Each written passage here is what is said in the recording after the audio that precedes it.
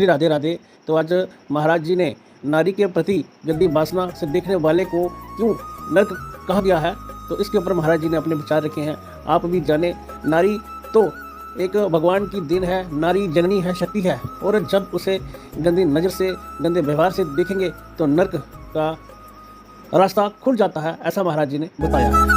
जो केवल स्त्री संग को ही सुख समझते हैं, नाना प्रकार की भोगी वृत्तियों को ही सुख समझते हैं, ऐसे लोगों का संग त्याग दे, क्योंकि ये तमो द्वारम, ये साक्षात नरक का द्वार है। किसी एक माता बहन ने प्रश्न किया था कि शास्त्रों में स्त्री को नरक का द्वार कहा गया है, तो ऐसा क्यों कहा गया है? तो उसकी शास्त्रों की जो बात है उसको समझने के लिए हृदय की धरा चाहिए, भूमिका चाहिए। तो उस भाव को समझना है।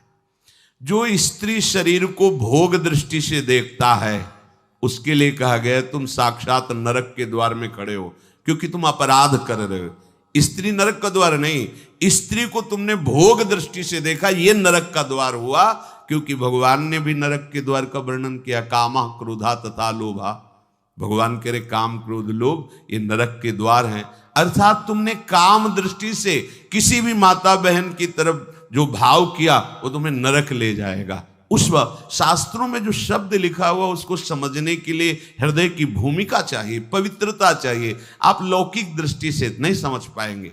जैसे यहां वर्णन है, तमो द्वारम योषिताम संग संगम। जो केवल स्त्री भोग को ही सुख समझते हैं, जो नाना प्रकार की इंद्रियों की दुलार में लगे हुए हैं, ये नारकी पुरुष हैं। ऐसे पुरुषों का संग त्याग करके संत संग करें। संत संग कर रहे हैं और ये भी कर रहे हैं, लाभ नहीं मिलेगा, लाभ नहीं मिलेगा।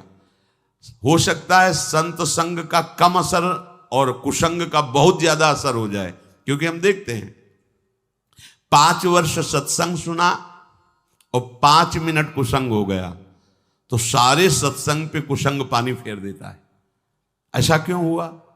इतना कमजोर सत्संग है? बोले नहीं, अभी तुम्हें 5 मिनट दिखाई दे रहा है कुसंग, लेकिन वो 50 अनंतों वर्षों से कुसंग में ही रहा है। थोड़ा समय सत्संग का मिला, सुधार की तरफ। सत्संग का मतलब चढ़ाई और कुसंग का मतलब फिसलना। फिसलने में कितनी देर लगती है? महल बनाने में समय लगता है, बुलडोजर लगा गिराओ, शाम तक सब गिर जाएगा। 5 वर्ष की सत्संग की चढ़ाई 5 मिनट में उतार के फेंक दिया कुसंग ने, क्योंकि फिसलन, सर से नीचे आ गए। ऊपर चढ़ने में प्रयास है, नीचे आने में प्रयास नहीं होता। पानी कहीं भी डालो नीचे जाता है। ऐसे हमारी वृत्तियां अधोगामी हैं, प्रकृति की तरफ आकर्षित होती है। इसीलिए कुसंग का त्याग करके संत संग करे, बहुत जल्दी लाभ होता है, पर प्राय ऐसा नहीं हो पाता। इसीलिए सत्संग का सही रंग नहीं जम पाता। कैसे संत होते हैं? जिनके संग से जीवन मुक्तता का वर्तमान में भी अनुभव हो जाए। बोले महांतस्ते समचित्ता प्रशांता विमन्यवः सुहृदा साधो। ये वो महापुरुष जन, ये समचित्ता समदर्शिनः प्रशांता शुद्ध चित्ता विमन्यवः विगत क्रोधा सुहृदा सर्वेषां हितकांक्षिणः साधवा सदाचारा ते महांतो गेया। वो महापुरुष होते हैं जिनमें सब में भगवत दर्शन की भावना है। सब में समदर्शिना वही होते हैं जो सब में अपने प्रभु को देखते हैं। वही परम संत है जो सब में अपने प्रभु को देखते हैं। विद्या विनय संपन्ने ब्राह्मणे गविहस्तनी स्वनीचय सुपाके चा पंडिता समदर्शिना।